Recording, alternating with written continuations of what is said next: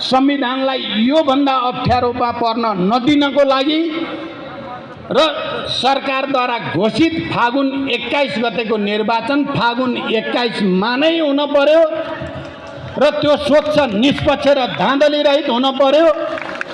निर्वाचन नै अबको देशको सबभन्दा सहज बाटो हो। त्यसकारण निर्वाचनलाई बिथोल्ने या निर्वाचनको प्रक्रियामा अगाडि बढ्ने जनताको चाहनालाई, विभिन्न राजनीतिक दलको चाहनालाई भ्रमित गर्ने काम कसैले नगरोस्। किनभने यहाँ एउटा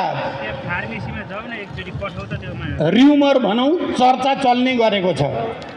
संसद पुनर्स्थापना सर्वोच्च अदालतले गरि नै हाल्छ। संसद पुनर्स्थापना गरेपछि सजिलै फेरि पुरानै सरकार जस्तै सरकार बन्छ भन्ने कल्पनामा एक थरी मानिसहरू लागेको देखिन्छ।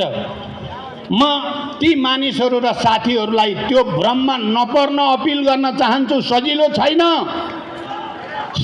छैन।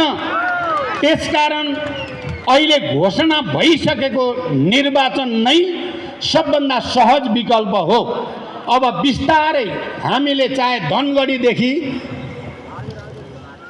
सुर्खेतसम्म पुग्दा जनताको जे भावना हामीले बुझेका छौँ, जनता बिस्तारै निर्वाचनको लागि तयार भइरहेको छ। राजनीतिक दलहरू पनि कोही कोर्टमा गए पनि मैले बुझेसम्म नेपाली कांग्रेसले संस्थागत निर्णय निर्वाचनमा जाने